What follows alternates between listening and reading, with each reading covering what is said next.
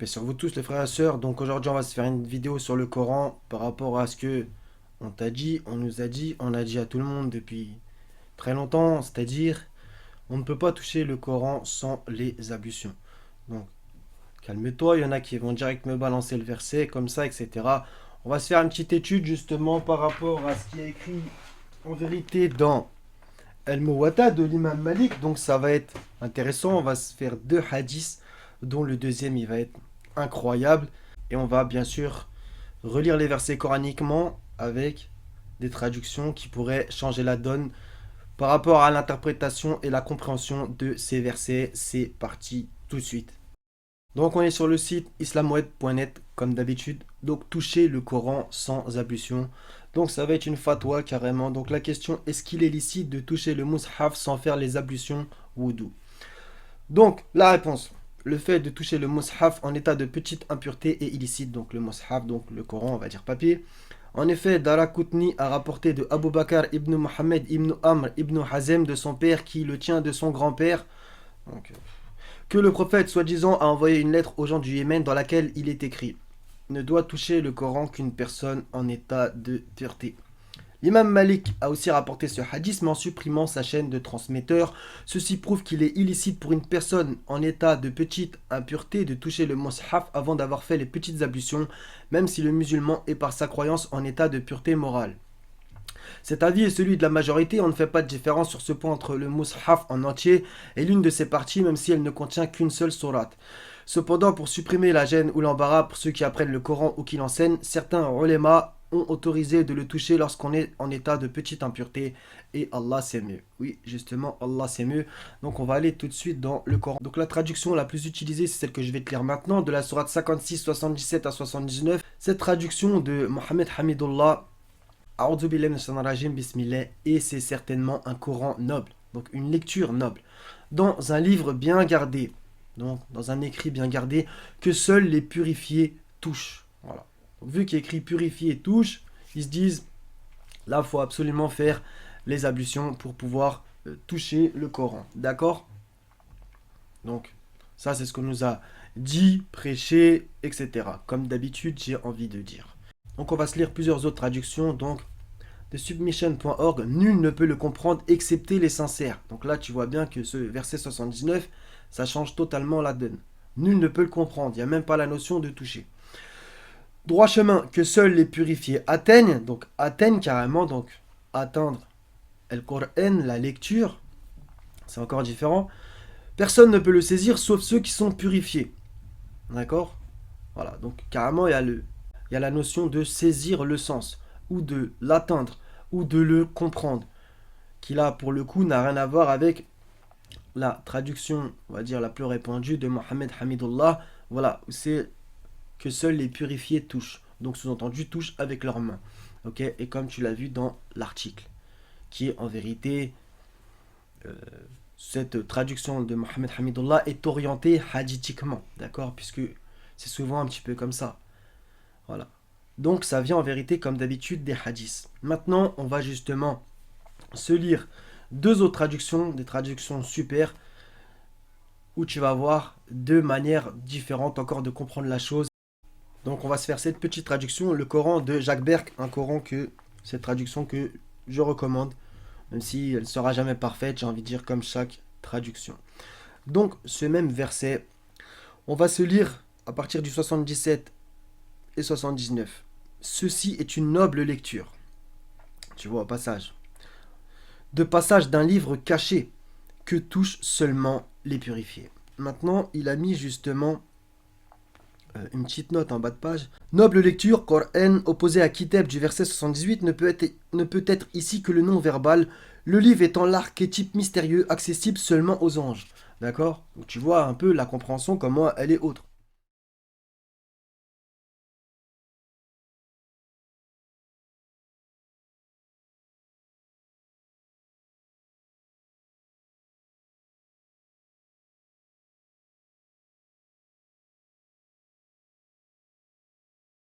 On s'en relit une autre, celle de Kazimierski, intéressante aussi, donc toujours les mêmes passages, hein. que le Coran est un Coran conservé dans un livre caché, nul ne le touchera si ce n'est les purs. Il a mis 3 notes de bas de page, donc on se rappelle que le mot Coran veut dire lecture. Et l'on pourrait ici traduire que cette lecture-ci est une lecture conservée dans un volume serré. Le verset d'après, il a mis aussi, c'est-à-dire que le prototype, l'original immuable du Coran, est conservé dans un livre gardé avec soin chez Dieu. Ensuite, l'autre petite étoile, on va dire. Ces mots qui s'appliquent ici au prototype conservé au ciel se trouvent ordinairement inscrits sur les tranches des exemplaires du Coran comme un avertissement qu'on ne doit pas le toucher si l'on est en état de souillure. Donc tu vois un petit peu la différence.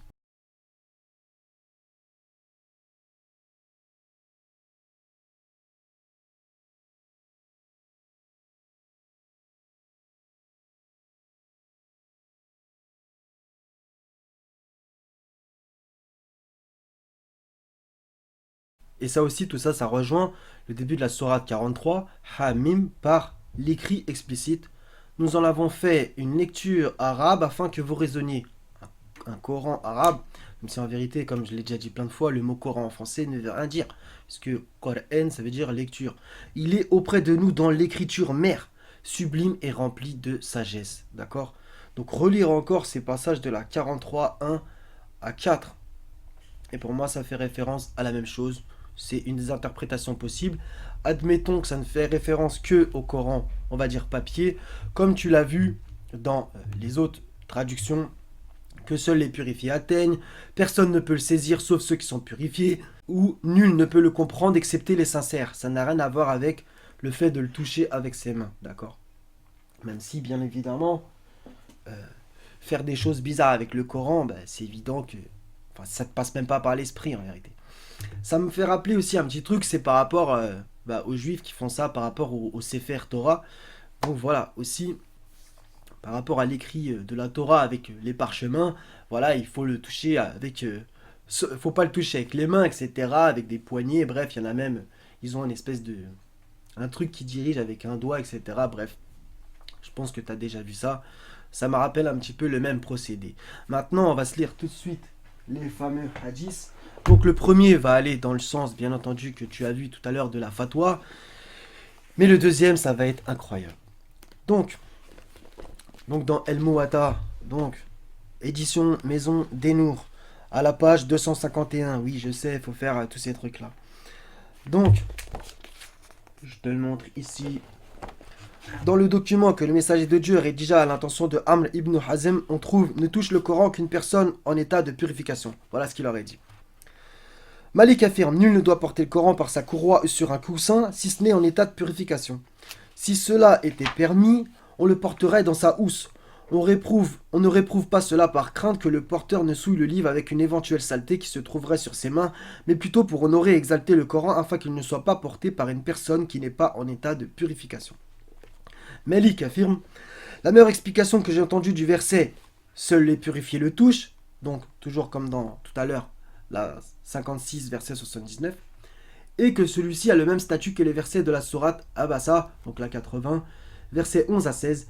Eh bien non, c'est un rappel, s'en souvient qui veut, un rappel consigné dans des feuillets honorés, sublimes et purifiés aux mains d'ambassadeurs nobles et intègres. Ça va justement dans le même sens qu'on a lu tout à l'heure, voilà, par rapport aux anges, etc. Mais pas du tout la même interprétation, d'accord? Parce que là, ils défendent de le toucher, sans avoir fait les ablutions, selon ce que soi-disant aurait dit le prophète. Bref. Alors celui-là, ce hadith que tu vois ici, le petit 2, il va être exceptionnel. Ça, c'est un hadith qui est caché. Voilà. On te le sort jamais. Voilà, pour empêcher les gens de lire le Coran. C'est ça, dans un sens, en vérité, le vrai truc. C'est que les gens, des fois, ils disent purée, j'ai pas fait mes ablutions, bon bah je vais pas lire le Coran, nanana. Il y a tout un peu ce procédé qui fait que des fois, les gens, ils ratent l'occasion. Ils se disent, tiens, je vais lire le Coran, ah, j'ai pas fait mes ablutions, bon, je lis pas. Et la soirée, elle passe, et se réveille le lendemain matin, finalement, il a pas lu un verset. Voilà. Donc super, bravo. Et ils font ça aussi particulièrement aux femmes. Bref. Donc, hadith, le fameux, d'après Mohammed ibn Sirin, Omar ibn al-Khattab se trouvait au sein d'un groupe de gens qui récitaient le Coran. Il s'en alla faire ses besoins, puis revint lire le Coran. Un homme lui fit alors remarquer: Ô commandeur des croyants, tu lis le Coran alors que tu n'es pas en état de purification? Omar lui répondit: D'où tiens-tu cette fatwa? De Moussaïlima, entre crochets l'imposteur. Voilà, Moussaïlima l'imposteur, bref, c'est dans la tradition, les hadiths, etc. C'est un homme connu. D'accord? D'où tiens-tu cette fatwa? Il lui aurait dit. Alors que quelqu'un lui a dit: Tu lis le Coran alors que tu n'es pas en état de purification. Tu vois un peu l'histoire, le délire. Donc là, Omar, en gros, il fait pas ce qui est écrit dans le hadith numéro 1. Et Omar, il te dit: D'où tiens-tu cette fatwa? Et là, qu'est-ce qu'on a lu sur le site? Une fatwa. C'est quand même incroyable, c'est dingue. Donc voilà, depuis des siècles, voilà. Ils ont dit: attention, faut lire comme ci, faut pas lire comme ça. T'as le droit de faire ci, t'as pas le droit de faire ça. Mais c'est comme d'hab la contradiction. Donc il y a un hadith qui dit faut pas, et le hadith d'en dessous, d'où vient cette fatwa? C'est incroyable. Et comme Allah dit à propos du Coran, si il provenait d'un autre que lui, tu y trouverais certes maintes contradictions. Et eux, ils te disent: la sunna est une révélation divine.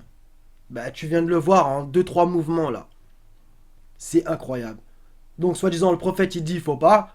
Et soi-disant, Omar, il dit: ça vient d'où cette fatwa? C'est un délire.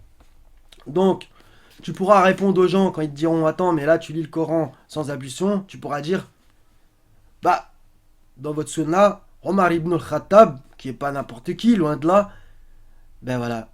D'où vient cette fatwa? C'est incroyable. Autant que justement, quand le jour du jeudi, le fameux hadith très connu, pour ceux qui connaissent, tu sais très bien que soi-disant, le testament, ou bref, écrire quelque chose afin que les musulmans ne s'égarent pas, soi-disant Mohammed aurait dit ça, et Omar il dit: nous avons le Coran, il nous suffit. Donc Omar, selon les hadiths, dans un certain sens, il était coraniste, je mets des guillemets, bien que je sois pas coraniste, et que je me désavoue de cette étiquette. Mais bref. Donc il y a des trucs des fois, mais les hadiths, c'est vraiment c'est un scandale, mais en vérité c'est marrant aussi. Par Allah, c'est marrant aussi. T'imagines un peu la contradiction? Donc voilà, mon frère, ma soeur. Par rapport à cette question, tu te doutes bien que personnellement, pour moi, il faut pas faire les ablutions pour lire le Coran. Mais bref, c'était une façon de répondre par la fatwa, le Coran et par le muwatta. J'ai mal au cerveau. Donc voilà les frérots, les sœurettes. Ne vous laissez pas diriger, endormir, contrôler, conditionner, lobotomiser par des gens qui vont à l'inverse de ce que Dieu dit, etc., etc., alors que leur propre tradition va même à l'inverse de ce que leur tradition des fois prêche. C'est une dinguerie. Voilà. Les traditions qui ont pris le dessus sur la parole divine. Soyez tous bénis en paix. À la prochaine, Inch'Allah. Selem.